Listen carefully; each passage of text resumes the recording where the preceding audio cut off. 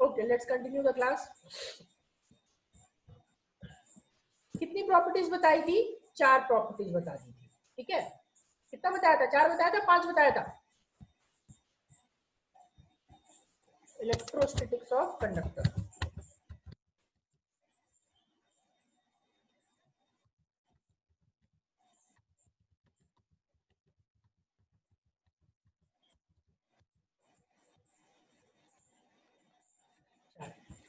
चलो ठीक है, 5वां प्रॉपर्टी से हम लोग कंटिन्यू करते हैं। ठीक है, 5वां प्रॉपर्टी में हम लोग क्या देखेंगे कि potential on the surface of the conductor. Potential, आप ही लोग बताइए कितना होता था सरफेस पे? पोटेंशियल कितना होता था? अभी हॉलो स्फीयर का परसों डेरिवेशन करवाया था, लास्ट क्लास में कल ही डेरिवेशन करवाया था। Potential due to conductor on its surface कितना होता था? के क्यू। और सर इसके हॉलोस्फीयर के अंदर कितना होता था? हॉलोस्फीयर के अंदर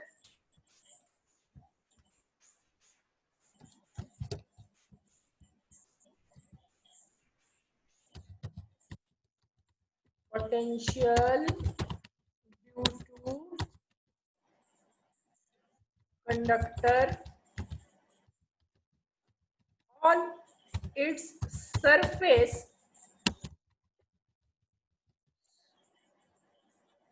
and inside the conductor is same and is equal to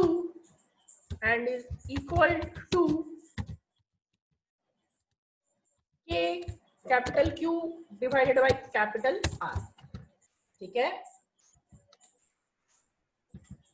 conductor के सरफेस पे और उसके अंदर आपका क्या होता था? पोटेंशियल सेम होता था। और कितना होता है? KQ by R, right. अब 6 नंबर का प्रॉपर्टी जो है एनी, देखो इलेक्ट्रिक फील्ड, आपको मान लो कंडक्टर के अंदर का इलेक्ट्रिक फील्ड कितना होता है? 0 होता है। तो अगर आपको बोला जाए कि कोई इंस्ट्रूमेंट है और वो इंस्ट्रूमेंट को हम लोगों को बचाना है इलेक्ट्रिक फील्ड के अफेक्ट से, ठीक है, तो इलेक्ट्रिक फील्ड के अफेक्ट से अगर बचाना है तो वहां पे हम लोग को क्या कर देंगे? इलेक्ट्रिक फील्ड 0 कर देंगे। तो इलेक्ट्रिक फील्ड 0 होना चाहिए। तो इलेक्ट्रिक फील्ड 0 किस सब्सटेंस के अंदर, मतलब किस चीज के अंदर 0 होता है? तो कंडक्टर के अंदर या फिर हॉलो स्फीयर के अंदर। तो जिस भी ऑब्जेक्ट को आपको इलेक्ट्रिक फील्ड से, जिस भी ऑब्जेक्ट को आपको इलेक्ट्रिक फील्ड से बचाना है, आप क्या करो? उसको कंडक्टर के अंदर डाल दो। तो कंडक्टर के अंदर डालोगे तो इलेक्ट्रिक फील्ड तो वहां 0 है, तो वो अपने आप इलेक्ट्रिक फील्ड के अंदर से, वो इलेक्ट्रिक फील्ड के अफेक्ट से क्या होगा? बच जाएगा। ठीक है, तो हम लोग क्या करेंगे? यहां पे लिखेंगे as electric field inside conductor is 0, so to protect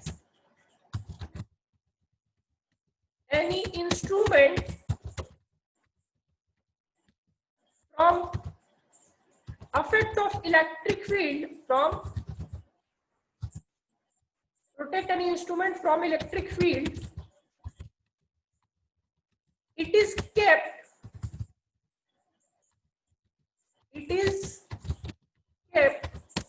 inside the conductor। ठीक है, this phenomenon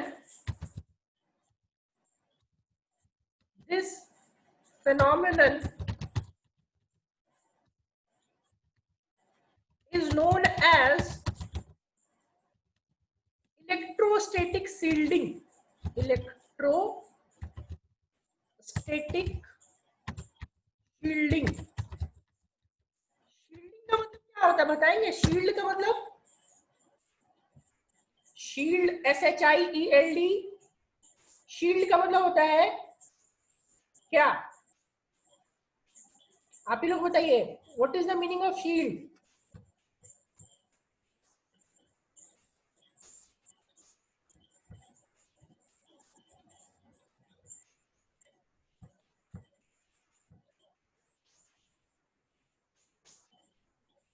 शील्ड का एग्जैक्ट मतलब होता है ढाल, और ढाल का शील्डिंग का मतलब हो गया कि उससे बचाना। ठीक है, तो इलेक्ट्रोस्टैटिक शील्डिंग का मतलब कि इलेक्ट्रिक, हाँ, प्रोटेक्शन देना बोल सकते हो, प्रोटेक्शन देना, प्रोटेक्ट करना। ठीक है, तो किसी भी इंस्ट्रूमेंट को अगर आपको इलेक्ट्रोस्टैटिक शील्डिंग करनी है, यानी कि इलेक्ट्रिक फील्ड के इफेक्ट से बचाना है, तो आप क्या करोगे, उसको कंडक्टर के अंदर डाल दोगे। क्यों? क्योंकि कंडक्टर के अंदर electric field is what? Electric field is zero.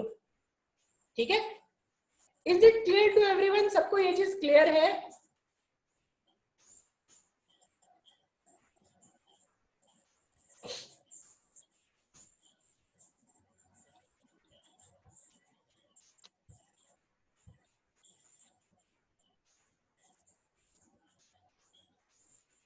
बाकी लोगों का जवाब नहीं आ रहा है, सिर्फ 3 से 4 लोगों का जवाब आ रहा है। ज्वाइन 15 स्टूडेंट्स है और जवाब 3-4 लोगों का आ रहा है। किसी को यहां तक दिक्कत है तो पूछिए, क्योंकि 6 प्रॉपर्टीज थे कंडक्टर के, ये 6 प्रॉपर्टीज हम लोगों के खत्म हो गए। रिपीट कर दूं, इलेक्ट्रोस्टैटिक शील्डिंग का बस एक ही मतलब है कि आपको किसी इंस्ट्रूमेंट को इलेक्ट्रिक फील्ड के इफेक्ट से बचाना है। ठीक है, तो क्या करेंगे, उसको कंडक्टर के अंदर डाल देंगे। बोलेंगे क्यों डालेंगे अंदर? क्योंकि वहां पे इलेक्ट्रिक फील्ड जीरो होता है। वही रिपीट कर रहा हूँ कुंदन, 6 ही रिपीट कर रहा हूँ, 3 बार ऑलरेडी रिपीट कर चुका हूँ, फिर से एक बार रिपीट कर देता हूँ। इलेक्ट्रोस्टैटिक शील्डिंग का मतलब होता है कि किसी भी ऑब्जेक्ट, किसी भी इंस्ट्रूमेंट को आपको इलेक्ट्रिक फील्ड के इफेक्ट से बचाना। तो कैसे बचाएंगे उसको? तो उसको बचाने के लिए कंडक्टर के अंदर डाल देंगे। क्यों डालेंगे कंडक्टर के अंदर? क्योंकि हमने ऑलरेडी फर्स्ट चैप्टर में देखा है कि हॉलो स्फीयर के अंदर, यानी कि कंडक्टर के अंदर, इलेक्ट्रिक फील्ड जो होता है वो जीरो होता है। जिनको दिक्कत था, क्या अभी समझ में आ गया?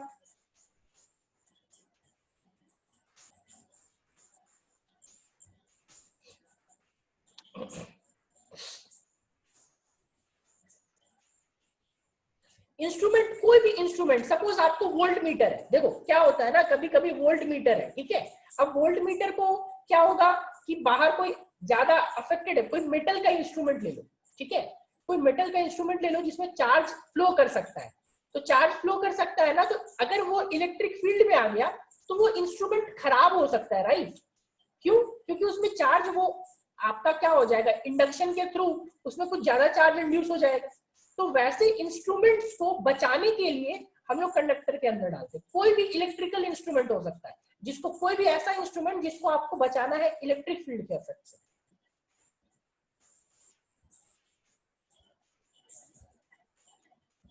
ठीक है, अभी आगे समझ लिया? कोई भी, वो रैंडम कोई भी इंस्ट्रूमेंट हो सकता है, जरूरी नहीं कि एक हो। आप मतलब कि कोई भी इंस्ट्रूमेंट जिसको बस इलेक्ट्रिक फील्ड से बचाना, वोल्ट मीटर हो सकता है, एम मीटर हो सकता है, रेसिस्टेंस हो सकता है, एनीथिंग एनीथिंग हो सकता है, कोई भी इलेक्ट्रॉनिकल इंस्ट्रूमेंट हो सकता है। बस उसको यहाँ पे लिखा हो कि आप उसको कैसे बचाओगे इलेक्ट्रिक फील्ड के इफेक्ट से। तो सिंपल सी चीजें हैं, इलेक्ट्रिक फील्ड के इफेक्ट से बचाने के लिए कंडक्टर के अंदर डाल दो। क्यों? क्योंकि कंडक्टर के अंदर electric field is zero. CBSE में बस 2 मार्क्स का क्वेश्चन पूछा हुआ है ये, कि आप कैसे ही किसी को, मतलब इलेक्ट्रोस्टैटिक शील्डिंग को डिफाइन करो और कैसे किसी इंस्ट्रूमेंट को आप प्रोटेक्ट करोगे। ठीक है, तो वो चीजें लिखनी है। इलेक्ट्रोस्टैटिक शील्डिंग को थोड़ा लंबा चौड़ा करके डिफाइन कर देना है, और आपको लिख देना है कि प्रोटेक्ट करने के लिए आप क्या करोगे, कंडक्टर के अंदर उसको डाल दोगे। चलो, यहाँ पे आपका प्रॉपर्टीज खत्म हो गया। ठीक है, प्रॉपर्टीज खत्म होने के बाद जो अभी टॉपिक बता रहा हूँ, जो अभी का टॉपिक है, ये ओनली फॉर कंपटीशन है, बोर्ड्स में आपका नहीं होगा। ठीक है, चार्ज इंडक्शन, चार्ज इंडक्शन इन कंडक्टर्स, कंडक्टर्स।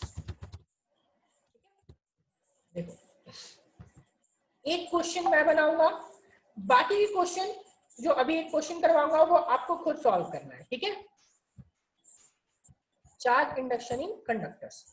देखो आपको क्या दिया हुआ है कि यहाँ पे हमारे पास एक हॉलो कंडक्टर है, ठीक है, और एक और दूसरा कंडक्टर है, और वो दूसरा कंडक्टर इसके बाहर है। मतलब कि समझ लो ये दूसरा कंडक्टर जो है ये इसके बाहर है और पहला कंडक्टर इसके अंदर है, ठीक है, ऐसा,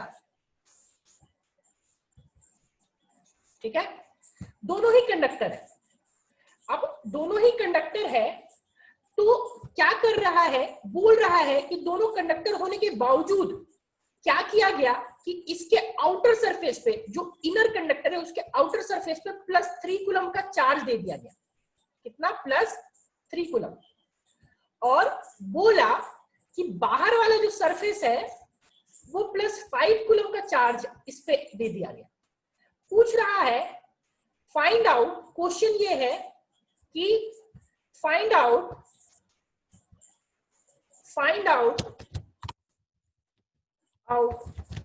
the net charge on inner surface of outer conductor and outer surface of outer conductor, या फिर inner surface and outer surface of outer conductor, ठीक है। Inner surface and outer surface of outer conductor, ठीक है।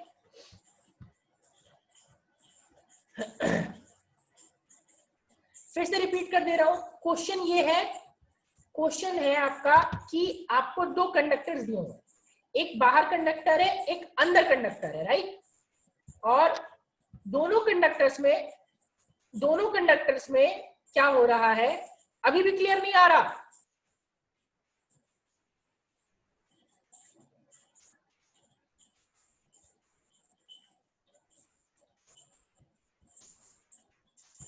अभी आवाज clear आ रहा है सबको, नहीं आ रहा?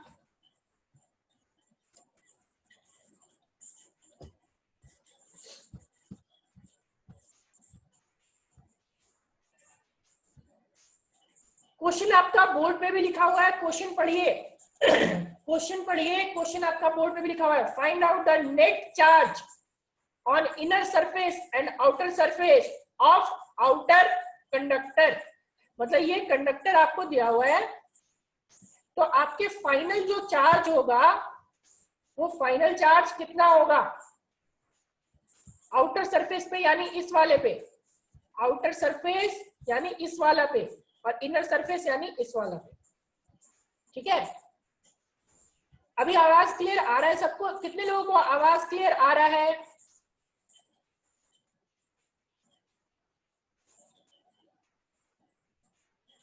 कितने लोगों को आवाज क्लियर आ रहा है?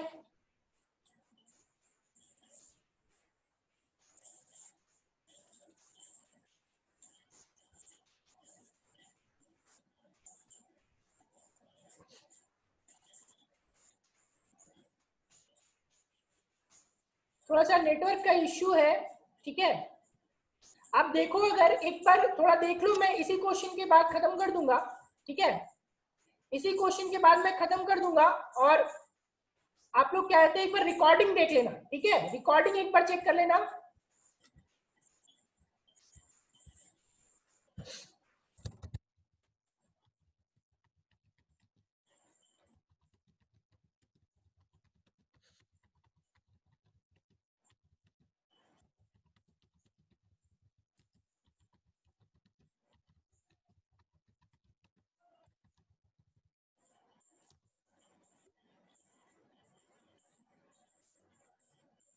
नहीं शीतल, रॉन्ग है, -2 नहीं होगा, ठीक है।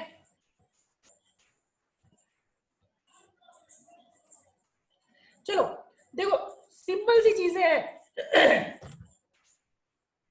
Net charge inside a conductor can't, net charge inside a conductor should be 0। Solution मैं यहां कर रहा हूं, ठीक है।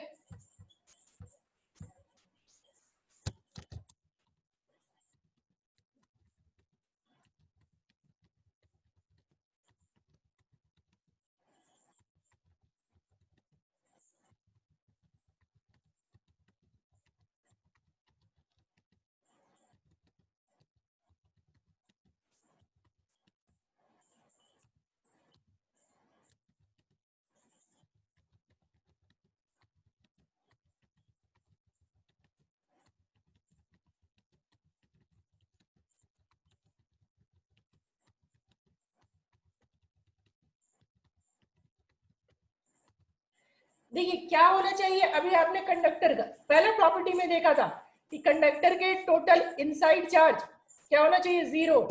तो क्या होगा यहाँ पे, इसके अंदर -3 कूलम का चार्ज इंड्यूस होगा। कितना? -3 कूलम का चार्ज। बोलोगे कैसे सर? तो -3 कूलम का चार्ज आपका इंडक्शन से इंड्यूस होगा। इंडक्शन पढ़े होंगे कि एक साइड में कंडक्टर में +Q चार्ज आता था, तो बाहर में टोटल कितना आता था, तो टोटल कितना, एक में +Q दूसरे में -Q। तो यहाँ पे क्या अंदर कितना आया, -3 कूलम। और इस -3 कूलम को इस टोटल चार्ज पे, टोटल पे क्या होना चाहिए, बाहर वाले पे, वो तो न्यूट्रलाइज, वो तो 5 कूलम भी होना चाहिए।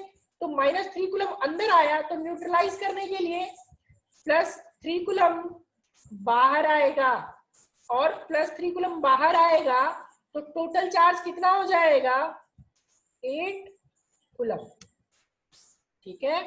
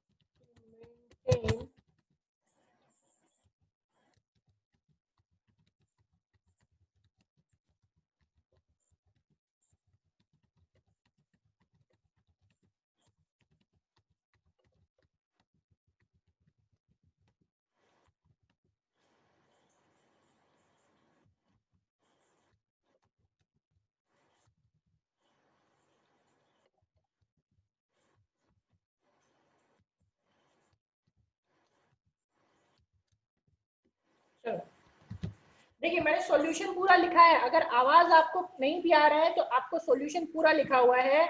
आप एक बार नोटिस करो इसको। देखो क्वेश्चन ये था कि आपको यहाँ पे क्वेश्चन ये लिखा हुआ था ऑलरेडी कि आपको फाइंड करना था क्या, पहले +3 कूलम +5 कूलम दिया हुआ था और आपको फाइंड करना था फाइनल इस पे। तो देखो ये इनसाइड एक +3 कूलम था, बट आउटर के अंदर +3 कूलम आ गया। मगर +3 कूलम आउटर के अंदर नहीं हो सकता, क्योंकि किसी भी कंडक्टर के इनसाइड जो नेट चार्ज होना चाहिए वो कितना होना चाहिए, 0। तो इसीलिए +3 कूलम यहाँ था, तो हमने -3 कूलम यहाँ पे इंड्यूस किया bye the method of induction. याद करो चार्जिंग बाय इंडक्शन बताया था। तो +3 कूलम यहाँ था, तो इसके इनर सरफेस पे कितना आएगा, -3 कूलम। अब ये -3 कूलम इंडक्शन के थ्रू आया, बट आउटर सरफेस, ये जो आउटर कंडक्टर है, इस पे टोटल चार्ज जो होना चाहिए वो तो +5 कूलम ही होना चाहिए, क्योंकि हमने इसको +5 कूलम दिया था। तो ये -3 कूलम के वजह यहाँ पे दिया इनर सरफेस पे, तो +3 कूलम कहाँ आएगा, आउटर सरफेस पे। तो आउटर सरफेस पे जो टोटल चार्ज आएगा वो कितना आ जाएगा, +5 + 3 यानी कि 8 कूलम। ठीक है। Is it clear to everyone? जिनको आवाज आ रही है, क्या ये क्वेश्चन समझ में आ गया? नेक्स्ट बाकी इस पे होमवर्क दूंगा मैं।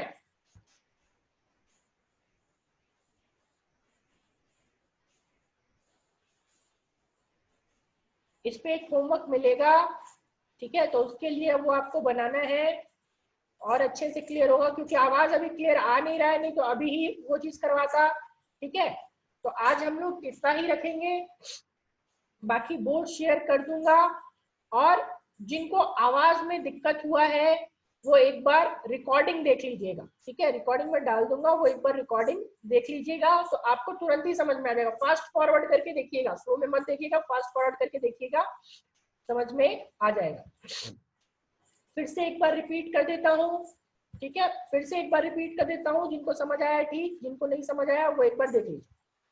दो कंडक्टर्स थे, अंदर वाले कंडक्टर पे पहले +3 कूलम का चार्ज था, आउटर वाले कंडक्टर पे +5 कूलम का चार्ज, ठीक है। तो क्या हुआ, बोला क्या कि टोटल नेट आपको चार्ज निकालना है आउटर कंडक्टर के आउटर सरफेस और इनर सरफेस। तो आपको कंडक्टर का पहला प्रॉपर्टी ऑलरेडी पता है कि कंडक्टर के पहले प्रॉपर्टी की वजह से कि किसी भी कंडक्टर के अंदर जो चार्ज होता है वो 0 होता है, मगर यहाँ तो आप देख रहे हो कि आउटर कंडक्टर के अंदर +3 कूलम का चार्ज आ गया, बट वो तो होना नहीं चाहिए, वो आपको क्योंकि सेटिस्फाई नहीं कर रहा है पहला प्रॉपर्टी को। तो हमने क्या किया कि +3 कूलम यहाँ पे था तो -3 कूलम आउटर सरफेस के आउटर कंडक्टर के इनर सरफेस पे इंड्यूस करवा दिया by the method of induction, -3 coulomb आ गया। मगर इस कंडक्टर पे जो टोटल चार्ज होना चाहिए बाहर वाले कंडक्टर वो तो 5 कूलम का ही होना चाहिए, तो पहला 5 - 3 यानी कि +2 कूलम हो गया, तो 3 कूलम तो और घट रहा है, तो हमने बाहर वाले पे क्या कर दिया 3 कूलम ऐड कर दिया। तो नेट जो चार्ज हो गया आउटर सरफेस पे वो कितना हो गया +5 +3 यानी कि टोटल कितना हो गया 8 कूलम का चार्ज आउटर सरफेस पे हो गया। और इनर सरफेस पे कितना, इनर सरफेस पे -3 कूलम, ठीक है। Is it clear now?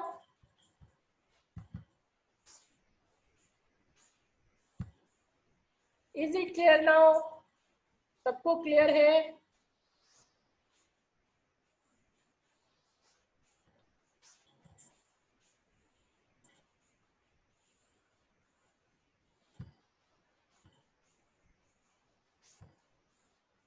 चलो ठीक है, आज का क्लास हम लोग यहीं खत्म कर रहे हैं, बाकी हम लोग नेक्स्ट क्लास में इसके आगे कंटिन्यू करेंगे और इसके बेसिस पे हम लोग मैं आपको एक क्वेश्चन भी दूंगा, वो क्वेश्चन सबको सॉल्व करना है, ठीक है, तो ये ज्यादा अच्छे से क्लियर होगा। आज हम लोग यहीं पे खत्म करते हैं, तब तक के लिए बाय बाय एवरीवन।